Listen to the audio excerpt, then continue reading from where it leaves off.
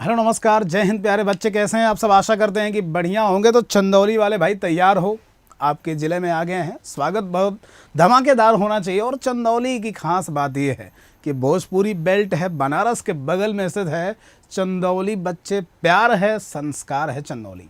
अगर हम बात करें इस ज़िले की ना, चंदौली की, सुनना मेरी बात। सबसे पहले अगर नक्शे में, मैप में, यूपी में अगर देखें तो ये रहा आपका चंदौली। ये प्यारा सा आपका चंदौली रहा।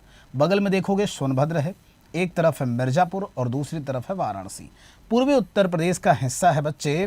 पूर्वी जो उत्तर प्रदेश है ना, इसका हिस्सा है चंदौली। मेरी बात ध्यान से समझना। उत्तर प्रदेश में जो लाल गलियारा है, लाल गलियारा यानी वो जो क्षेत्र है उत्तर प्रदेश में जो एक ज़माने में नक्सल प्रभावित हुआ करते थे। तो इन नक्सल प्रभावित क्षेत्रों में 3 ही ज़िले थे। कौन कौन से? मिर्ज़ापुर, सोनभद्र और चंदौली। तो लाल गलियारे का भी हिस्सा है, साथ में पूर्वी उत्तर प्रदेश का हिस्सा है। बगल में गाजीपुर, वाराणसी, मिर्ज़ापुर और सोनभद्र से सीमाएं बनाता है। साथ में आपको याद रखना है कि चंदौली की सीमा बिहार से भी लगती है। क्या? बिहार से भी लगती है। अगर हम इसके सामान्य परिचय की बात करें ना बच्चे, तो प्रशासनिक अगर देखा जाए, प्रशासनिक सुविधा के लिए, मेरी बात सुनना, प्रशासनिक सुविधा के लिए ये जो नगर है, इस नगर की स्थापना की गई प्रशासनिक सुविधा के लिए। वाराणसी से अलग इस नगर की स्थापना की गई। वाराणसी से अलग ये जो शहर है, इसकी स्थापना की गई। और वाराणसी से अलग होकर के 1997 में ये एक जिला बना। क्या बच्चे? तो प्रशासनिक सुविधा के लिए वाराणसी से अलग होकर 1997 में इस जिले का गठन किया गया। 1997 में अगर देखा जाए तो इस जिले का गठन किया गया था। ध्यान से समझना। अगर हम बात करें बच्चे चंदौली की, तो महाजनपद काल में अगर देखोगे तो महाजनपद काल में ये काशी महाजनपद का हिस्सा था। क्या? महाजनपद काल में अगर देखा जाए तो बच्चे ये काशी महाजनपद का हिस्सा था। क्या? काशी महाजनपद का हिस्सा आपको देखने को मिलता है। अगर हम महाजनपद काल की बात करें तो वर्तमान में भी काशी ने पीछा नहीं छोड़ा। और वर्तमान में अगर देखें तो वाराणसी मंडल का हिस्सा है। क्या? वाराणसी जो मंडल है इसका हिस्सा है बच्चे। अगर चंदौली की बात करें तो वाराणसी मंडल का क्या है? हिस्सा है। बिहार से, गाजीपुर से, बनारस से सीमाएं लगे होने के कारण जो सामान्य बोलचाल की आपको भाषा मिलेगी वो यहाँ पर भोजपुरी है, हिंदी है। बहुत ही कॉमन अगर देखेंगे तो भाषाओं के रूप में यहाँ पर देखा जाए। तो आगे बढ़ेंगे। देखो गंगा नदी है यहाँ पर, कर्मनाशा नदी है, गरई नदी है, चंद्रप्रभा जैसी छोटी नदियाँ हैं। साथ में याद रखना कि चंदौली में ना बहुत सारे टीले मिलेंगे जो इसके पुराने इतिहास को बता रहे हैं कि कितना वैभवशाली इतिहास इसका रहा होगा। अगर हम बात करें यहाँ घूमने वालों में, तो देखो घूमने वाले में अगर बात करें तो चंद्रप्रभा वन्य जीव जो अभ्यारण्य है, क्या? चंद्रप्रभा वन्य जीव अभ्यारण्य के अंदर आपको 2 जलप्रपात मिलेंगे। चंद्रप्रभा जो वन्य जीव अभ्यारण्य है, इस चंद्रप्रभा वन्य जीव अभ्यारण्य के अंदर आपको 2 जलप्रपात मिलेंगे बच्चे। एक उनमें से आपको दिखाई देगा, कौन सा? तो देवदरी। ये जो जलप्रपात है चंद्रप्रभा वन्य जीव अभ्यारण्य के अंदर है और शानदार आप देखेंगे जलप्रपात है। हालांकि यहाँ पर ठहरने के लिए बहुत कुछ मिलेगा नहीं, इसलिए आप यहाँ पर दिन में जा सकते हैं और इस जलप्रपात को देख सकते हैं। वर्षा के अब देखोगे दिनों में ये बहुत ही शानदार दिखता है। सिमिलरली लतीफ़ शाह डैम की बात करें, भारत के सबसे पुराने जो डैम है उनमें से एक है। 1921 में इसका निर्माण किया गया। क्या बच्चे? जो लतीफ़ शाह डैम है चंदौली में है, 1921 में इसका निर्माण किया गया। और ये जो चंदौली है, चंदौली में निर्मित ये लतीफ़ शाह डैम कर्मनाशा नदी पर बना हुआ है। किस नदी पर? कर्मनाशा जो नदी है, इस कर्मनाशा नदी पर इसका निर्माण किया गया है।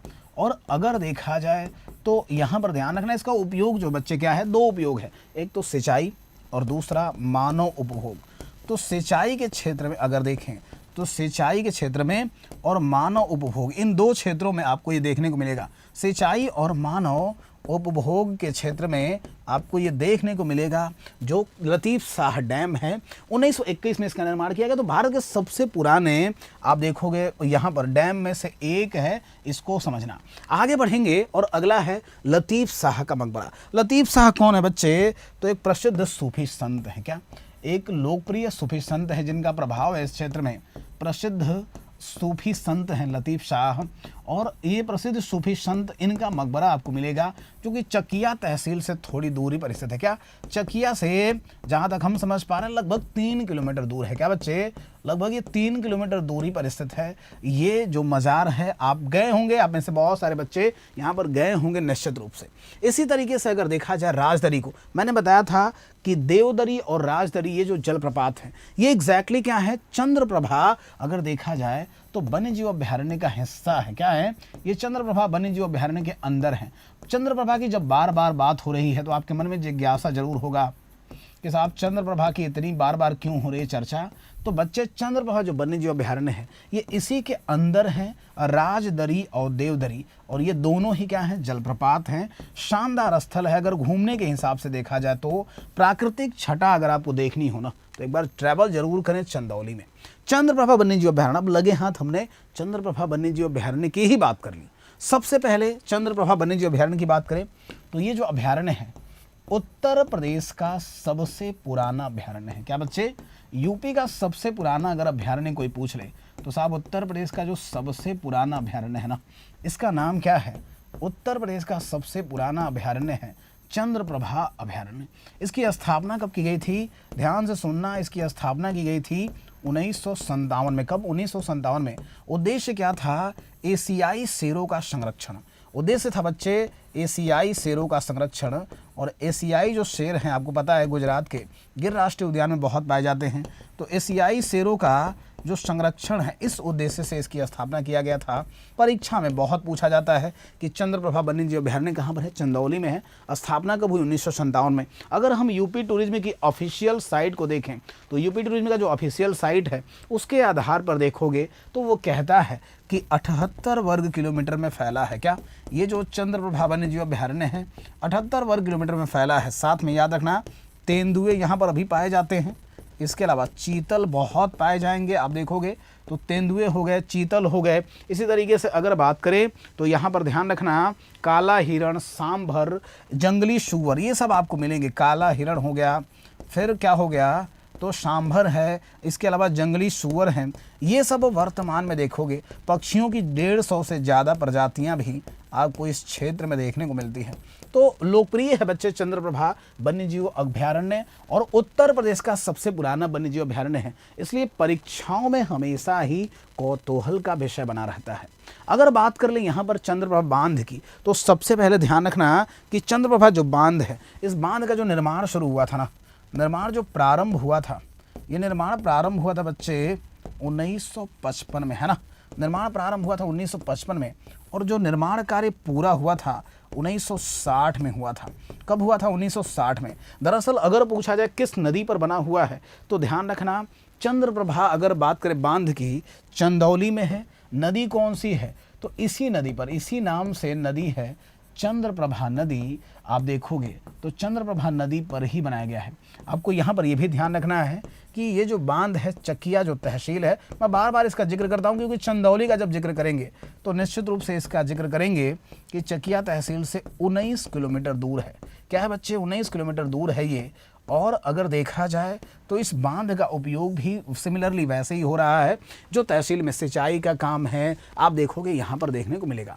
इसी तरीके से जरी जरदोजी की अगर बात करें तो अगर आपसे पूछ ले कि चंदौली का एक जिलायक उत्पाद क्या है तो याद रखना बच्चे चंदौली का जो वन डिस्ट्रिक्ट वन प्रोडक्ट है ना, क्या चंदौली का वन डिस्ट्रिक्ट वन प्रोडक्ट है, ये चंदौली का एक जिलायक उत्पाद क्या है बच्चे, तो चंदौली का एक जिलायक उत्पाद है जरी जरदोजी। पर मेरी बात ध्यान से सुनना, चंदौली में ना चावल का उत्पादन बहुत होता है। चावल का उत्पादन यहाँ पर बहुत होता है बच्चे, और चावल का उत्पादन अत्याधिक होने की वजह से हम चंदौली को उत्तर प्रदेश का चावल का कटोरा कहते हैं। अगर कोई पूछ ले कि उत्तर प्रदेश के किस ज़िले को हम चावल का कटोरा कहते हैं तो उत्तर प्रदेश का जो चावल का कटोरा है यह कहलाता है क्या, तो उत्तर प्रदेश का चावल का कटोरा अगर पूछा जाए तो यह कहलाता है बच्चे चंदौली। क्या कहलाता है, यह कहलाता है चंदौली, है ना। याद रखना यहाँ पर ना देखो उत्तर प्रदेश में सिद्धार्थनगर एक ऐसा ज़िला है जहाँ पर काला नमक चावल का उत्पादन होता है, लेकिन चंदौली में भी वर्तमान में काला नमक चावल का उत्पादन हो रहा है। और याद रखना ये जो काला नमक चावल है बच्चे आपको चंदौली में दिखाई देगा। साथ में ध्यान रखना कि इसका जो उत्पादन हो रहा है, इसके अलावा ये ऑस्ट्रेलिया में, न्यूजीलैंड में इन दिनों इसकी सप्लाई भी हो रही है। तो काला नमक चावल के लिए 2 जिले आपको याद रखना है, एक तो कौन सा, चंदौली, और दूसरा बच्चे आपको याद रखना है क्या, सिद्धार्थनगर। मुख्य रूप से सिद्धार्थनगर बहुत ही लोकप्रिय है, पर अब इसका धीरे धीरे विस्तार किया जा रहा है। इसी तरीके से बात करें तो चकिया तहसील की बात करें तो चकिया जो तहसील है यहाँ पर भी घूमने के लिए बहुत सारी चीज़ें हैं। जैसे बलवंत सिंह द्वारा निर्मित जो काली जी का मंदिर है, आप में से बहुत सारे बच्चे हैं जो इस काली जी के मंदिर में घूमने गए होंगे, कई सारे प्रसाद चढ़ाने गए होंगे बच्चे।